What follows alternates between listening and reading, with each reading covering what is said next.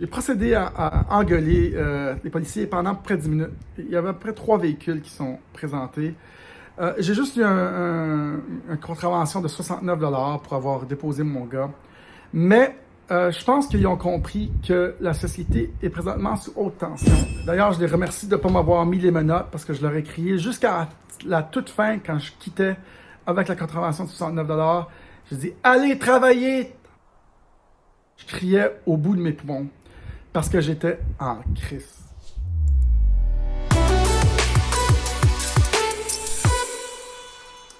Bonjour mes amis, bonjour mes amours, bonjour mes emmerdes, bienvenue à la chaîne YouTube Odyssey des Frères Tadros, j'espère que ça va bien.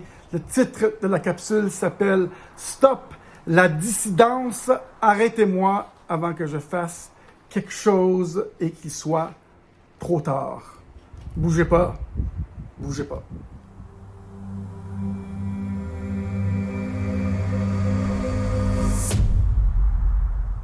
Bonjour mes amis, bonjour mes amours, bonjour mes emmerdes. Bienvenue à la chaîne YouTube Odyssey et autres plateformes. Maintenant sur Rumble aussi, des Frères Tadros. Allez dans les liens ci-bas tout de suite s'il vous plaît, au cas de censure. Oui, on se fait encore censurer et j'ai l'impression que bientôt il va être trop tard. On va tous, nous tous, être disparus de ces plateformes que nous croyons, où nous croyons avoir la liberté d'expression. On va tous disparaître, j'ai l'impression. Le titre de la prochaine capsule s'appelle « Stop la dissidence, arrêtez-moi avant qu'il soit trop tard ». Et j'ai envie de parler de quelques sujets, mais en attendant, pour l'instant, entrez, asseyez-vous, mettez-vous confortable, on va jaser. Ici, on regarde la société de façon spirituelle, aussi de façon technologique pour essayer d'affecter le nouveau monde. Si vous êtes un peu curieux sur les secrets de société, vous êtes à la bonne place. Il y en a qui sont même pas capables de se poser une putain de question sur comment notre monde tourne, mais ici, on s'en pose des questions. Et cette semaine, j'ai ralenti sur les vidéos, j'étais quelque peu découragé, et c'est pour ça que je veux appeler ça « Stop la dissidence, arrêtez-moi avant qu'il soit trop tard », avant que je me retrouve dans les rues comme à Melbourne ou à Sydney, en Australie, avec un bat en train de briser des vitres de voiture. Arrêtez-moi, quelqu'un. Suite à la censure de Facebook, on a vite réalisé que c'était une opération psychologique, on appelle ça un psyop, pour augmenter la censure sur l'Internet. C'est à ça que ça sert, mes amis. Ce n'est qu'une opération psychologique, ce Facebook.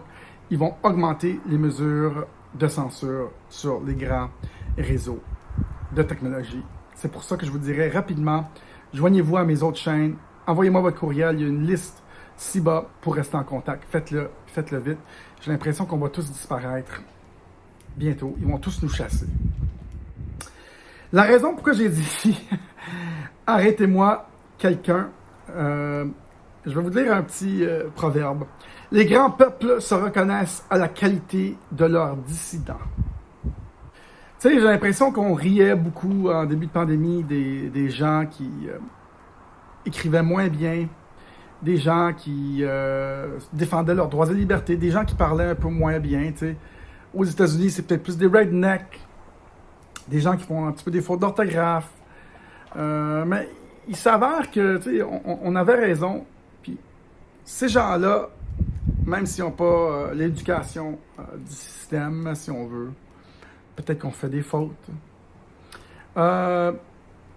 Au bout de la ligne, c'est des gens qui sont moins endoctrinés, qui sont moins conformés, qui ont moins rentré dans le moule, qui ont moins rentré dans les camps d'endoctrination des peuples.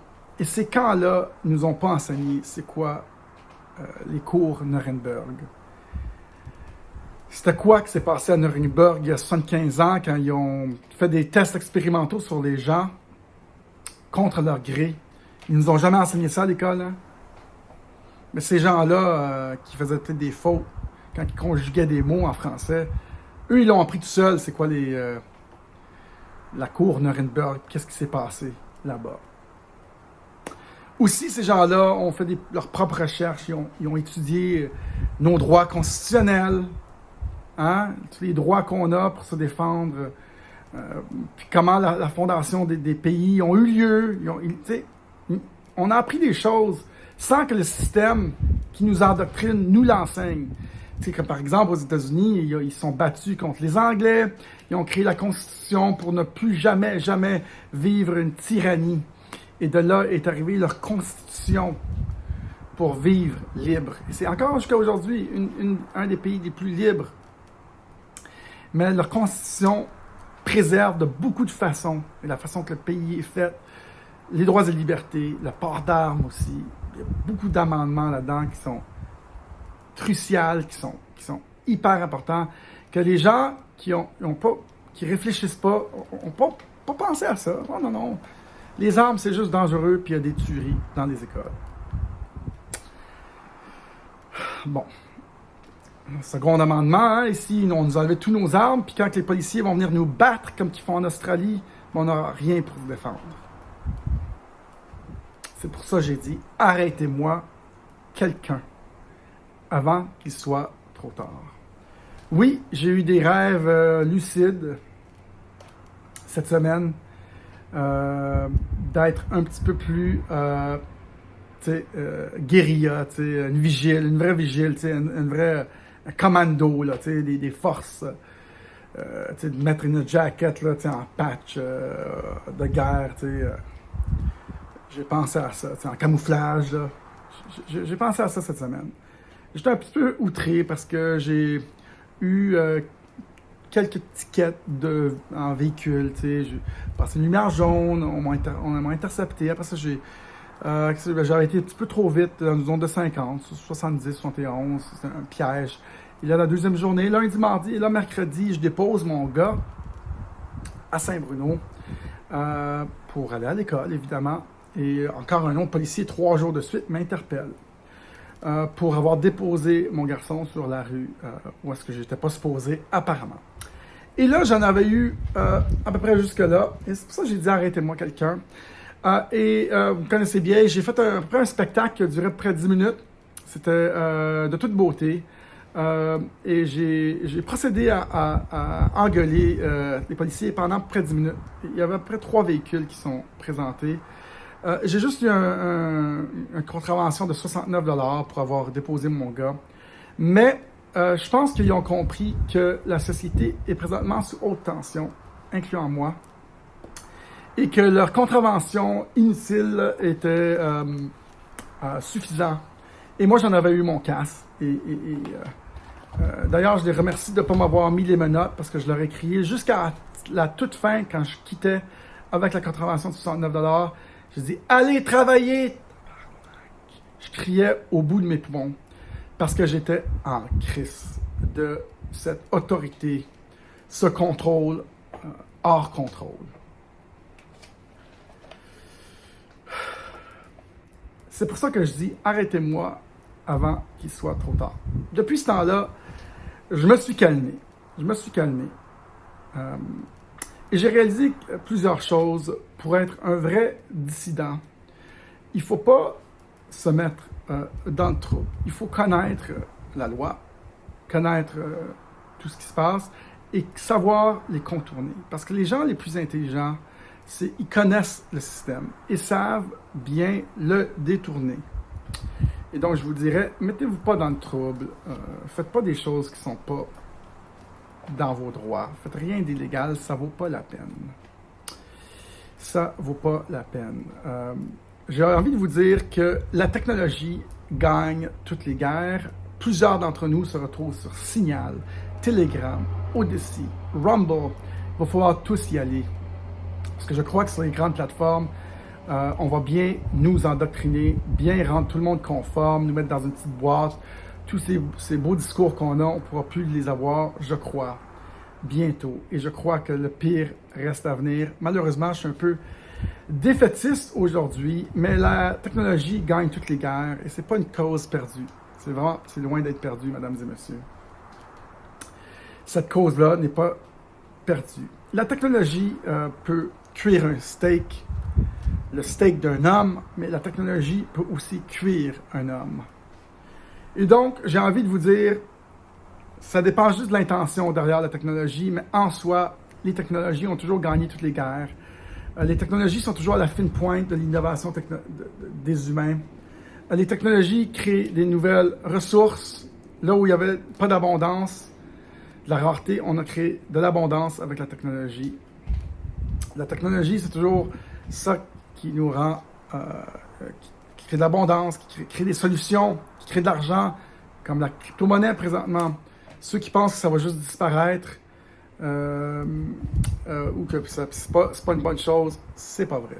C'est une très bonne chose pour la libération des peuples. Pas toutes les crypto-monnaies, mais un système décentralisé est toujours meilleur pour la population, toujours meilleur. Même si le pouvoir se centralise sur des systèmes décentralisés comme l'Internet. Présentement, on voit que Facebook, YouTube et les autres se centralisent. On a quand même des options sur ce système décentralisé, qui sont les autres applications que j'ai nommées. Sont utiles. On est quand même capable de s'expliquer c'est quoi Nuremberg il y a 75 ans. C'est quoi la Constitution? C'est quoi les inventions qui ont été cachées? Pourquoi le peuple, la planète, ne vit pas dans l'effervescence? Pourquoi la centralisation bancaire nous rend esclaves? On peut quand même s'échanger ça à cause de l'Internet, via les autres applications maintenant.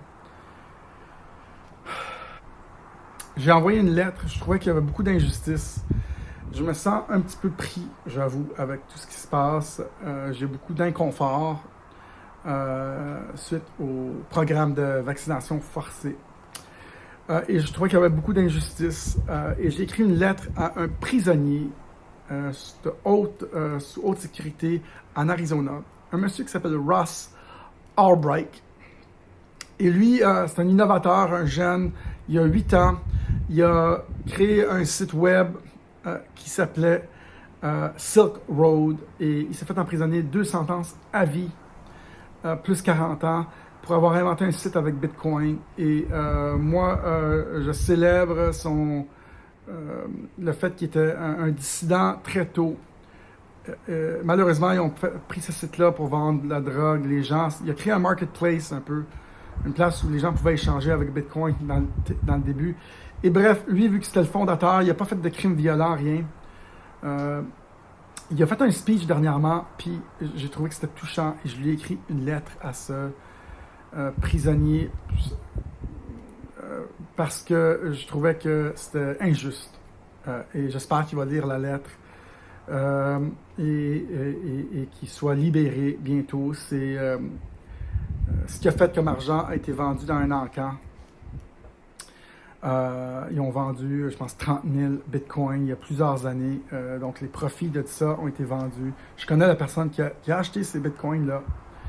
Bref, j'ai écrit une lettre à Ross Albright parce que je trouvais qu'il y avait trop d'injustice. Et je trouve que la justice, les gens qui...